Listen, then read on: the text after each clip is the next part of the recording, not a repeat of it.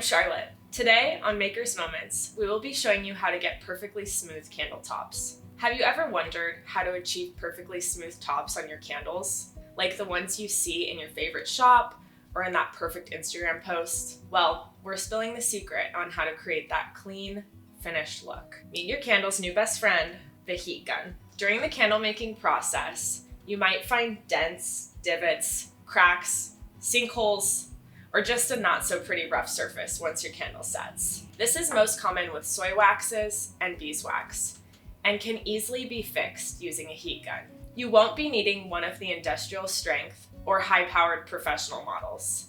They are way too hot for our candle making needs and can burn off the top layer of your fragrance. An entry-level heat gun will do just fine. You can get one from the WICK Co.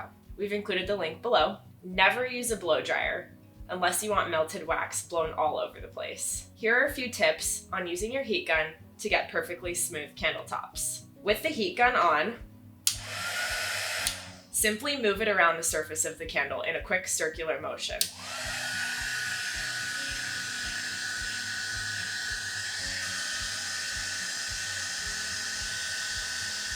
Avoid the wick and do not stay in any one place for more than a second or two.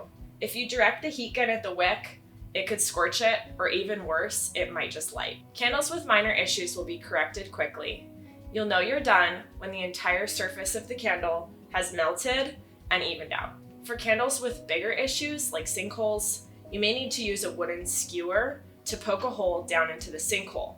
As you move the heat gun around the top of the candle, the melted wax will flow into the sinkhole and fill it up. It may take a couple of rounds on the heat gun to completely level out the surface of a candle that has major sinkhole issues. Once you have finished, be sure not to move your candle so that the surface will stay perfectly flat and you'll get oh so pretty candle tops. If you get the wax too hot by using an industrial grade heat gun or staying in one place for too long, it could cause your fragrance to burn off the top layer of your candle, making for a less than satisfactory cold throw. Ready to put your newfound knowledge into practice? Head over to woodenwick.com with the link below and pick up your heat gun.